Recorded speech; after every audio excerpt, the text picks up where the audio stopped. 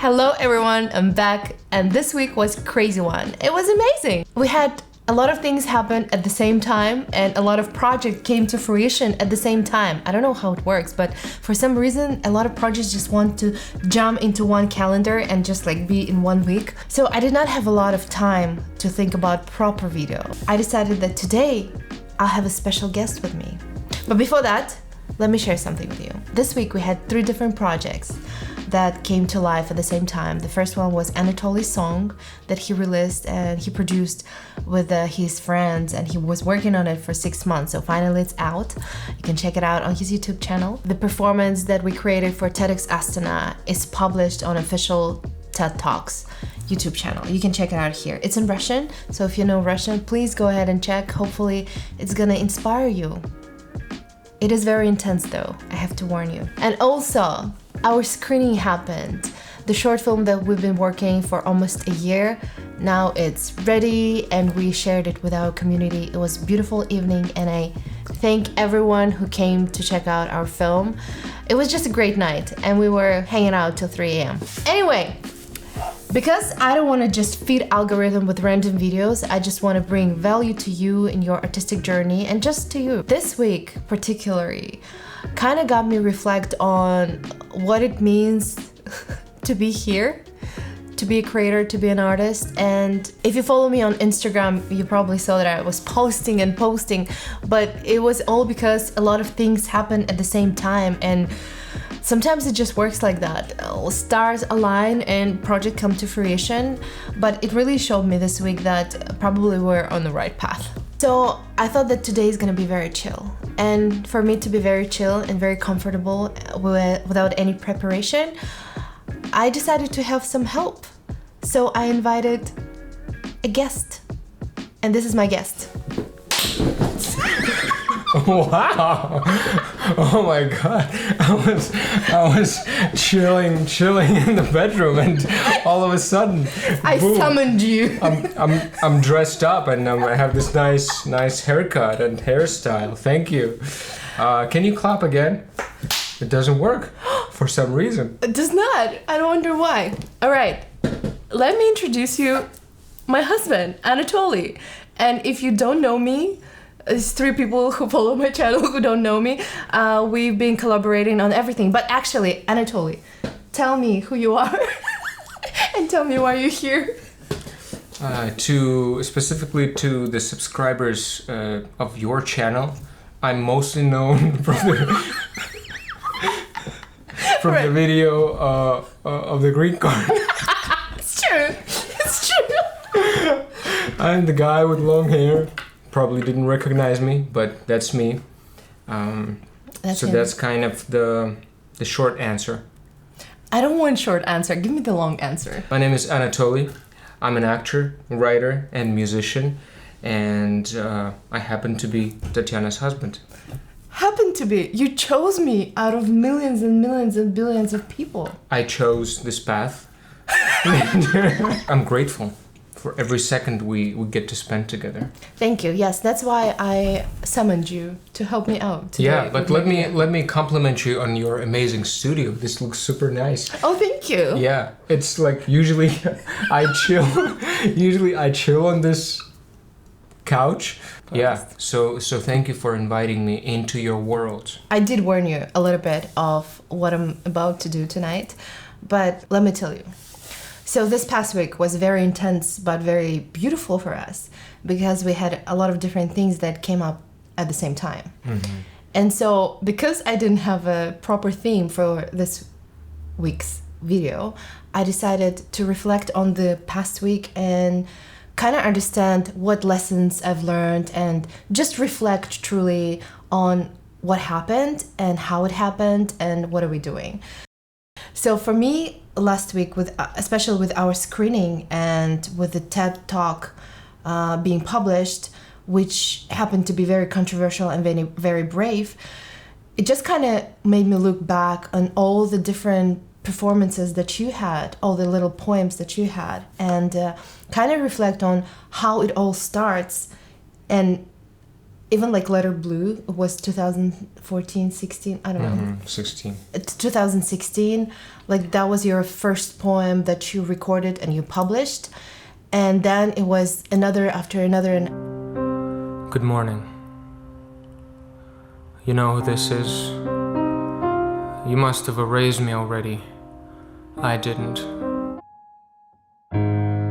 First I started with just one note on the piano. I was breaking my voice to baritone from soprano. В степной глуши, в дымке предрассветной, тихонько плелся путник одинокий. Color is your passport. What does it say about your country at the airport? Does it represent you and what you stand for? And if it does, how long would it last for? Температура 41,1, вызывай скорее скорую. Держимся на волоске, в зыбучем песке торчат наши головы. Итак, последние 30. Да и скорая не приедет, они все на вызове с ковидом. Это игра, такие условия. That actually led you to TEDx performance. So it was a kind of a little bit different scale. Can you reflect on what does it mean to create little things and scale to bigger things? I think it's very important to create, period.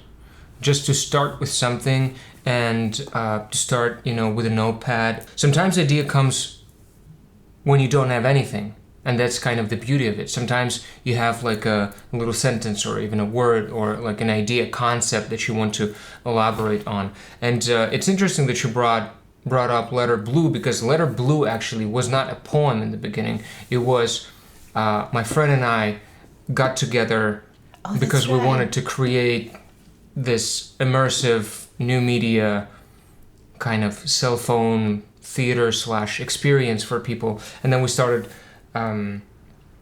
brainstorming on different ideas, and then I came up with this piece of text that was not a poem. It was just kind of like a monologue. We actually didn't come up with like the end product, but I had this piece of text on 4 pages or so, and they didn't go anywhere. And that's important. And that's important because it's like most of ideas that you will have, most of things that you will write probably will not go anywhere, but they will lead you. They will manifest themselves in one way or the other in some later projects, whether it will be kind of a reiteration of the same idea, of the same text, or it will be just an inspiration for something else. But it's very important to kind of do that first step and wait for it to become something else. So for example, with Letter Blue, I had this text, and I understood that it was not going anywhere after like 4 or 5 months of brainstorming, and then it died out. And then I thought, well, I have this text, maybe why don't I just create a monologue / spoken word piece. And I redid it completely, and it's kind of more in rhyme, more in rhythm, as spoken word usually is. That it was necessary to write it, to record it, and then to put it out there. The theme, I guess, right? The idea is that we all have to create our own opportunities, our own projects. And I think we've mastered that. Little projects that sometimes will never go anywhere, but for some reason, they will still lead to something else. Like like this poem, Letter Blue, that was the first one, and then you created many others. Some went viral on Instagram, like What Color is Your Passport, for instance. All right, so I'm writing here. So you're an artist, writer, and musician, and you hit the 10 years mark being here.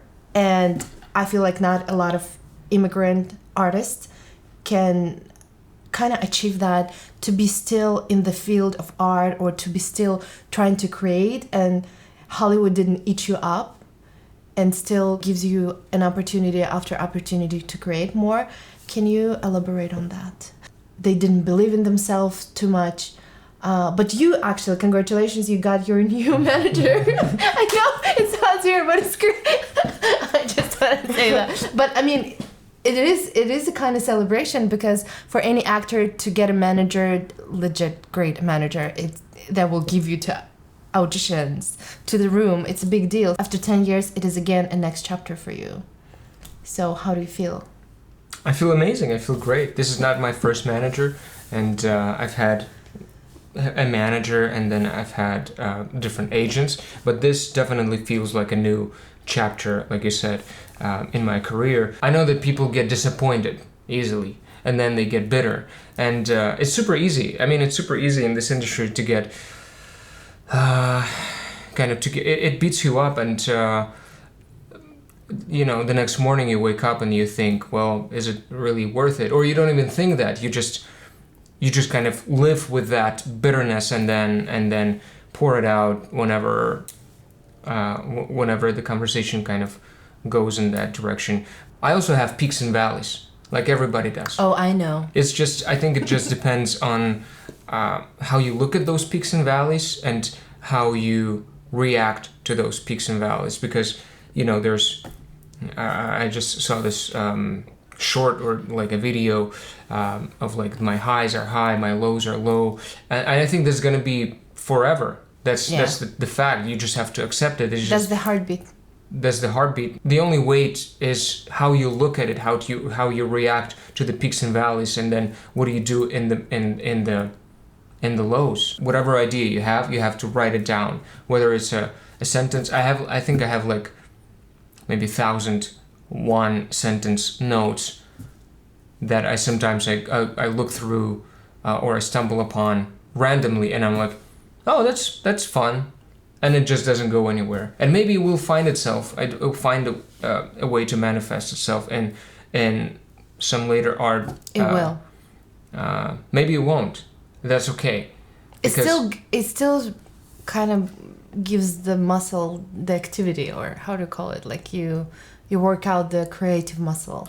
I think that's not the muscle. I think the muscle is actually to grab onto the idea if you think it's something really good, and then if it doesn't go away, it means that it's something maybe you should explore, and if you do that, you'll discover something else. But I think just writing down the ideas is just a habit. You just have to take the notepad out, write it down. But the muscle of it is actually to sit down and write it out.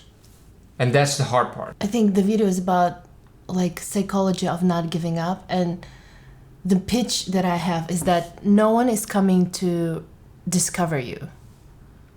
Or rescue you. Or rescue you. No one is coming to rescue you. You have to rescue yourself. By that, you have to create your own opportunities. Okay, let's talk about your monoplay. One-man show. Right. That was your initiative. You created a piece. It is a one-man show. It is an amazing piece of art that took you to Edinburgh Fringe Festival, to New York. That actually gave you a 1. Right? Did it? It gave me a 1, and it gave me, as director of that show, my green card. Let's talk about that. So there was nothing. There was nothing. I was leaving Kazakhstan in 2012, and my grandfather, who was at the time, I think 85, and I had this idea, take an interview with my grandfather. I didn't know why, what for. I just knew that I had to capture kind of his story, capture him in that time. And I went there a couple times, and I recorded this interview, and I came here to the States, to CalArts, and then a couple months, maybe 1 or 2 months into the first semester, it was an acting studio class, and we had the assignment to bring your hero. And so different people bring different heroes. Most of the time it's something in the close family. And so I brought my grandfather, and I was encouraged by my professors to write something about my grandfather. I was like, oh, okay, well, I have this recorded interview that I can use as a source material to write about it. But I'm not a writer. I would never think of myself as a writer, but it was just the encouragement of people around me, and then the work that I saw. You didn't think about yourself as a writer then, but now you think about yourself as a writer because of that piece. Is that yes, so? Because of that piece specifically. I think I can call myself a writer because it's a produced play. It's tragedy of all men and the entire human race. Anyway, there's right and there's left. If this side of the room is right, then they have to be left. If you're left, then they are right. Right? What's the difference? While on this side of the room, there is a mother whose son is a revolutionary with a Molotov cocktail in his hand. And on this side, there is a mother whose son is a cop with a shield. But who decides to what side you belong? Yourself?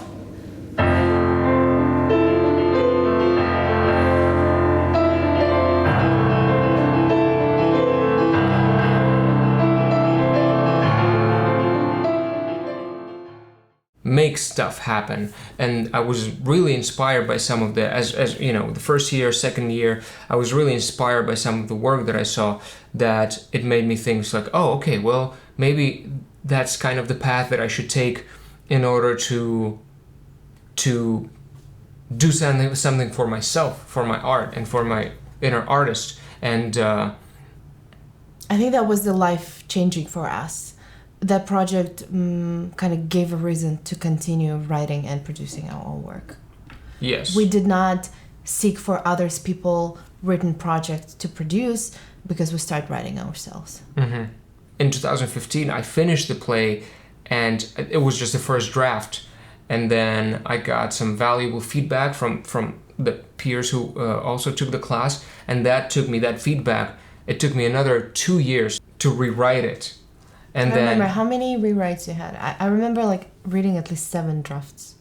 It was 7 drafts, but it was like major rewrites, maybe like 3 rewrites. It was the first draft, and then I finished it, did a couple of songs, and then we did a stage reading, and that was kind of the second big version of it. And then we went to Kazakhstan and did another stage reading, and then between July and September of 1 year, between the 2 months gap, I did another major rewrite that ended up being the final show at the Edinburgh Festival. Yeah, actually, I think those little showings, those little readings were the first steps of us being brave and share our work.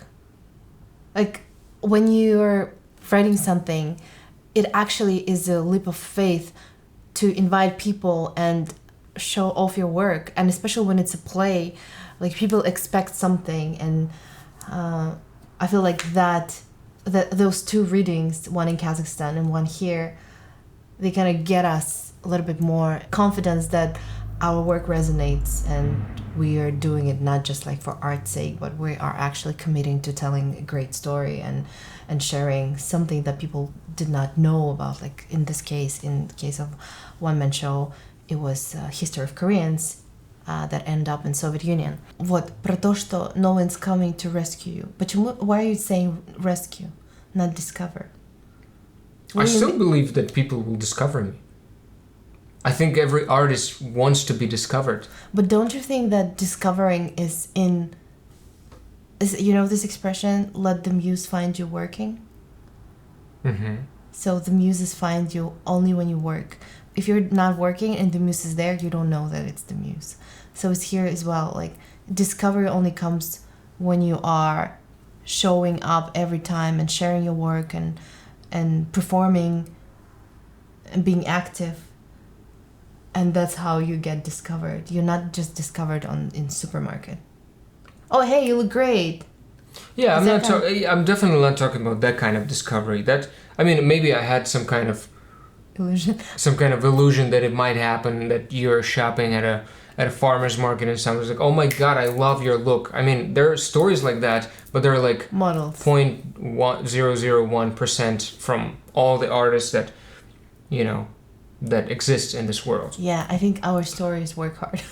I think the no one's coming to rescue you is more is applied more to kind of empower yourself instead of let you be and sit still and do nothing, and then somebody will come and rescue you. There's a pretty cool graffiti here on La Brea that says, it's not going to be easy. It will never be easier than this right now. So might as well just get yourself together and move on. Because I think as artists sometimes, especially actors, Mm-hmm. Who I think most actors see themselves as just interpreters of someone's work, and I think it's changing right now. And we see a lot of people actually creating the work and then become someone who interprets someone's work, meaning that with all the social media, a lot of folks put themselves out there, create some content, and then they're being discovered. But rescue is definitely not something that people should rely on. No one's coming to help you. That's what I'm trying to say. You gotta help yourself. Right. You have to empower yourself, get yourself together and create and move forward, and don't wait for some external help. I think the help should come from within. Yeah. And then you help yourself, and then, you'll surround yourself with the right energy, with the right people who will align with you vibration-wise. Mm-hmm. Yeah, I totally agree. That brings me to creating community. So we're all about creating community. We wherever we go. Why is it so hard to connect in Los Angeles, you think? I think it's hard. It's kind of banal, but I think because we're driving in cars from point A to point B. Driving in a lane, sunset switching lanes. I don't know that song. What is that? It was never released. It will this year. So you think it's because of driving? I think it's because of driving. I think because we're isolating ourselves in our, apartments, houses, and then we put ourselves in the car. We go from point A to point B. We buy coffee and then we leave, or buy food and then we leave. And I think we train ourselves to be antisocial. Oh. By not using carpool.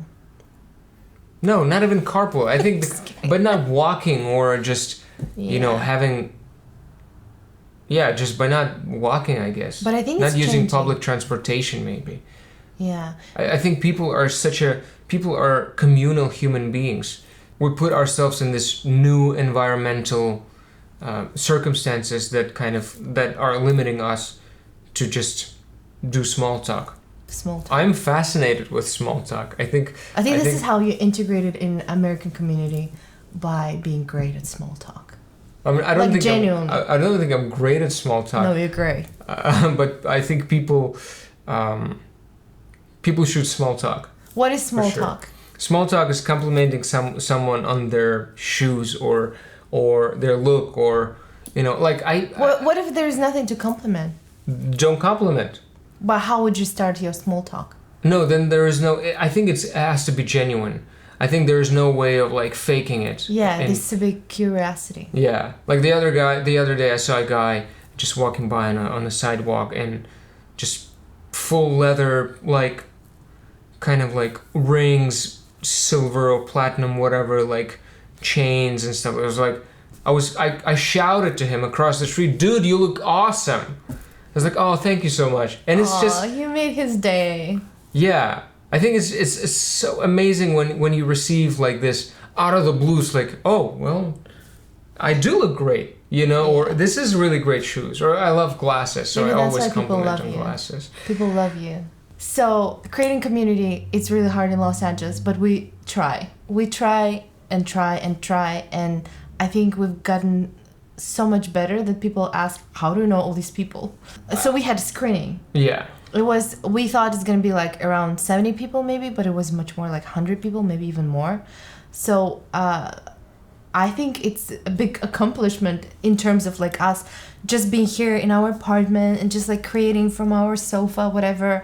But then going out there and having 100 people to connect with each other, have a food and just talk, and it's such a rewarding feeling. Mm-hmm. And I believe that creating community has always been part of what we do here. When you do something, for example, a theater show, even as an actor, I remember when I did, theater shows here in LA, or the shows I did, I started inviting people, on Facebook, you're messaging them, and you're like, "Oh, wow. How would I feel if someone out of the blue just invites me without any, prior connection, with last message being 10 years ago or something like that?" It's probably going to look weird. I still do it. But I think the more people I invite, and I know that it's kind of we have some kind of in common. I know that they might like this, and I know that they will appreciate it, Yeah. that I invited them. I think that's super valuable. The excitement of getting people in the room and then experiencing your art, your piece of art together, and then discussing it. I think that's kind of what it's all about, really. If you go down, That's because all. right now, the last century, the last kind of what's it called, the industrialization of everything, what we have right now, is kind of making money and all this stuff. We were talking about it, music. If you think about it, just go down all the way below to the ground. It's about just getting together, sing a couple songs, do a little play, and have fun. Have fun, be happy. I was tracing back all the projects that I had and all the big projects that I had and who brought it to me. And it was always a person. It was never a random ad or just a listing or like cold email.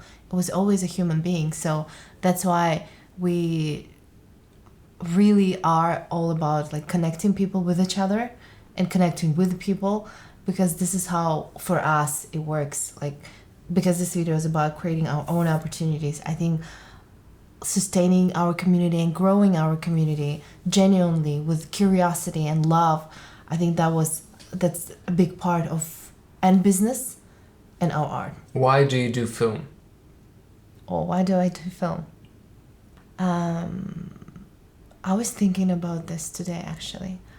I think because I always felt that I don't belong, I had this urge to create my own story and create stories about people who are like me, do not belong anywhere. I'm not Kazakh in Kazakhstan. I'm not Korean in Korea. I'm not American in America.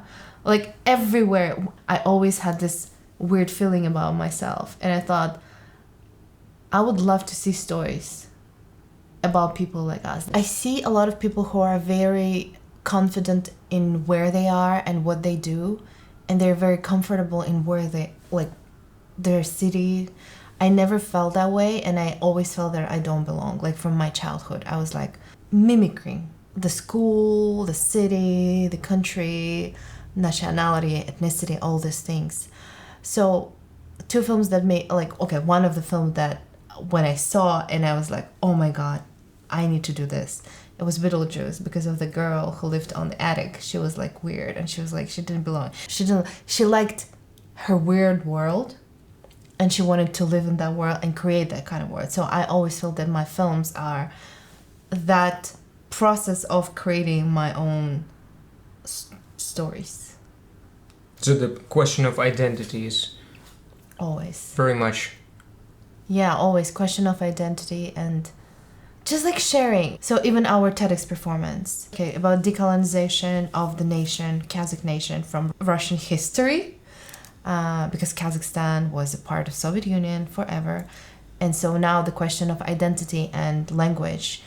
Should we speak only Kazakh? Should we kill the Russian language? Or what's going on? So our performance was targeting not one answer, but it was giving this complexity of what we actually are facing as a nation, what they are facing as a nation, or like what Kazakhs facing as a nation.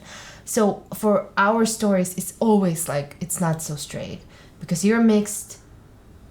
I'm not mixed, but I was born not where whatever, everyone knows. Like the stories that we tell has to reflect that, always. So our thing is identity.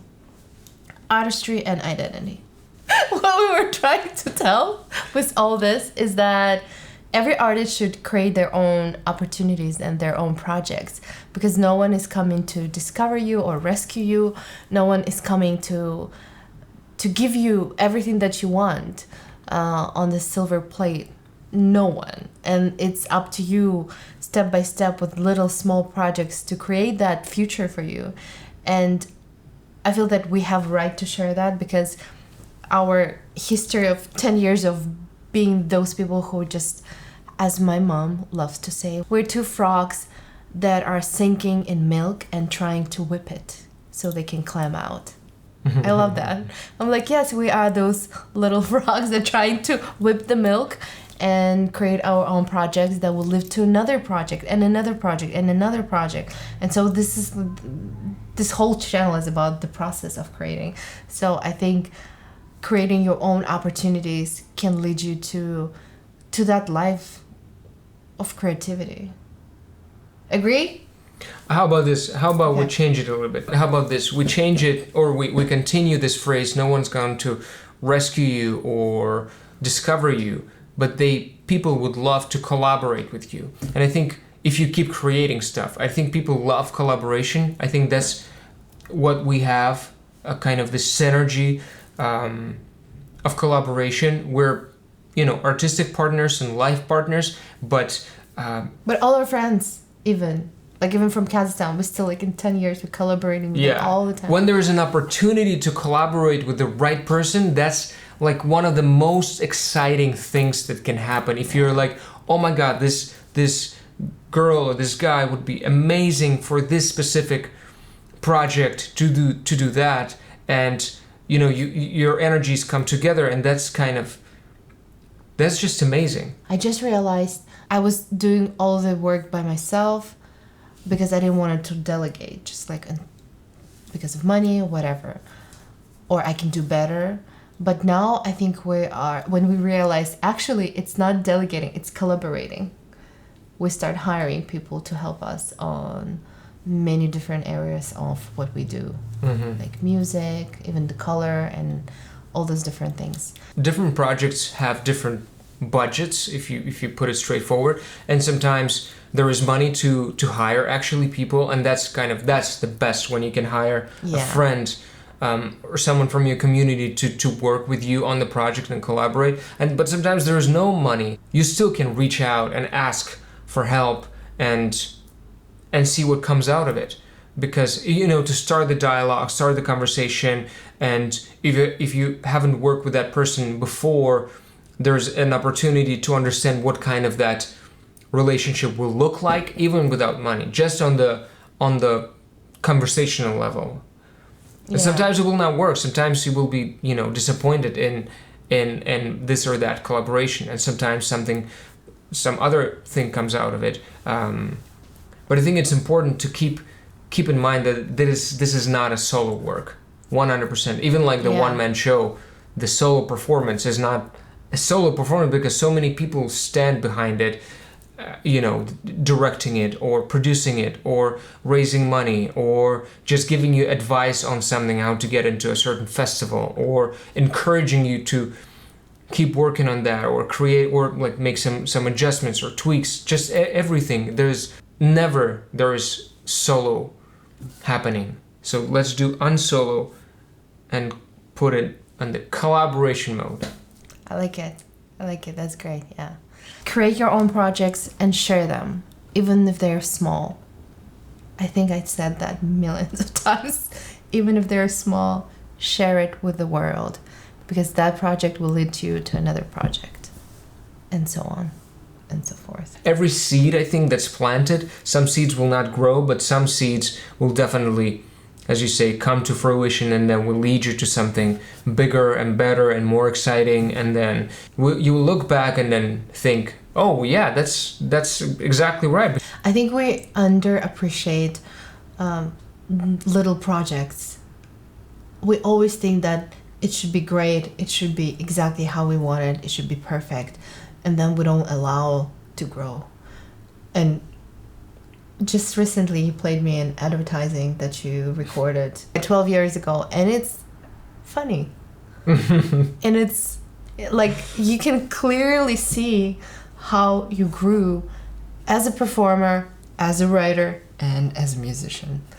Look back at your past works and you'll be amazed how much better you've become. It's whoa. It's because that's how you can measure something. It's oh, right, yeah. At that whatever screening or stage reading, I had that many people, and now I have more. I have 100, or I didn't do, if you're talking about poetry, I didn't do double rhyme or a more complicated rhymes. Yeah. I did just simple rhymes, or the topics that you talk about. that's all, like, you can see growth in your previous work, and that can help you move forward. Yeah. Okay, last question. Would you say that because acting is so hard and getting roles is so hard, you keep yourself alive, actually, your creativity alive, by creating those projects for yourself, creating your own projects? I think keeping myself alive, artistically 100%. Yeah, I'm only interested about artistic. Yeah.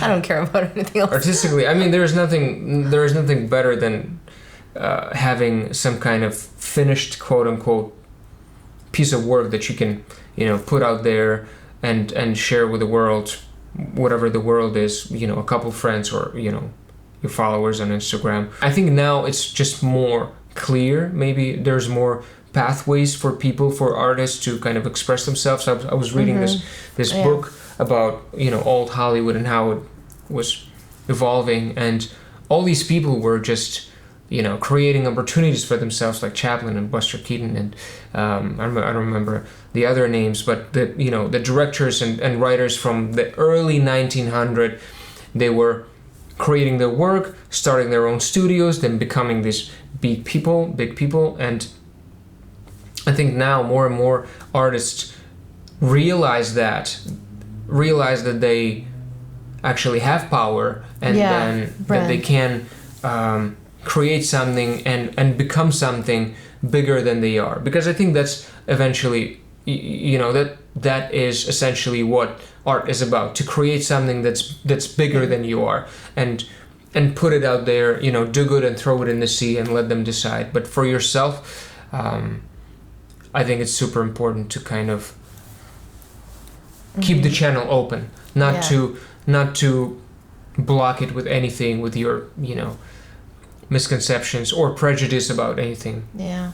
I think you're on the right path as an actor and writer, because this 10 years really showed me that you are, despite anything, like all the hardships and anything, you still want to create. A lot of people come into this job for fame and for like all this recognition and validation, but I think for you it's truly about like sharing your talents, like whatever is coming from your channel. It's like, thank God it's open. Yes, it's great, it's working, thank you. But yeah, just like sustaining that, and even in hardest time, just keep creating. I think that's why you're gonna be successful, and you are already on the path. Like you are already doing it. It's not like elusive, like, oh, he wants to be that. No, you are already an actor and writer and all these things. Thank you. But it's all, it's a process of it's unfolding. Yes, it is. 10 years ago, beautiful. if somebody would say that, if somebody said that you can call yourself actually a writer, I was like, get out of here.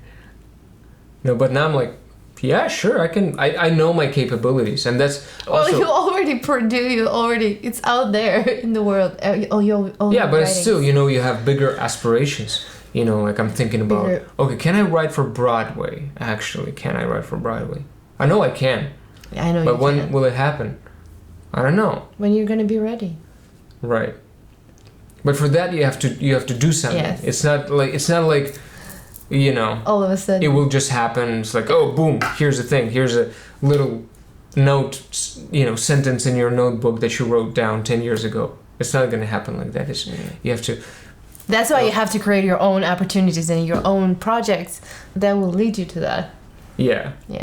And keeping the channel open, I was thinking about it, not blocking it. Sometimes I think artists, writers especially, think that they have some kind of block. And maybe there is, but it's not. The obstacle is not as big as we paint it. Mm-hmm. And sometimes I think it's necessary to write even like one sentence, two sentences, and and see what comes out of it. If nothing comes out of it, cool. Just come back to it tomorrow. Yeah. Not in a month, but tomorrow. To keep the energy kind of going. Yeah. But sometimes you sit down, you don't know what to write about, and then you put the pen to the paper or fingers to the keyboard, and then all of a sudden you have this cool idea. It's like, oh my god, this is pretty cool, and you write it down. I have maybe like 50 different sketch ideas for my YouTube channel that I'm thinking about. That'd be pretty cool. Yeah, one day. I would love that. One day Anatoliy will have his proper YouTube channel. Maybe not. I don't know. We'll see. Many times our own projects come from our desperation for creativity. Because some seasons are very low and creatively we're very dry and nothing's happening in our life. And that's where we are really hit hard, and we're just taking each other like, okay, let's create, let's do it. And we sit down on our sofa and just talk, and think about what we can create. And just because we are, I think, afraid of those low seasons, to be honest. Even because we don't like low seasons still happen. Yes, it's a cycle of nature. I'm just saying this because I think it sounds a little bit like it's easy for us. Oh, yeah, you just come up with the idea and then you just put your pen to paper and write it down. No, it's not like that. It's like a lot of hours of trying to figure out what's wrong with us. And then putting into art. That's true. Yeah. And I think every person should take all their low seasons and hard whatever circumstances or just challenges in life and create something out of it. Something beautiful. You have to create experiences for yourself in order to get new ideas. Yeah. Because without these experiences, there will be nothing. I think the first thing that people can touch upon is themselves and their immediate family, whatever they grew up in. Sometimes it comes later in life. Sometimes some topics require better skills, writing skills or acting skills or directing skills, story-wise. But some experiences, can be just put out there, like the story of my grandfather. But just generally experiences, going to a museum or going to a concert or just riding on, rollerblades on the Venice Pier. It's describing our weekend. Or just creating something. I think... Yeah, just go out there. That's what you mean, right? Yeah. Just live the life. Yeah. Sometimes I open Groupon and I just very, very rarely. I never bought anything from Groupon. I think we did. Really? We did the painting class. Oh, that's true. Painting class. But sometimes I remember I used to open Groupon and just browse to see what people offer. It was like, oh, this is pretty cool, like a pottery class. This is pretty cool, or like a cooking class, culinary class. Thank you so much, my friend. You're welcome. My partner, my husband.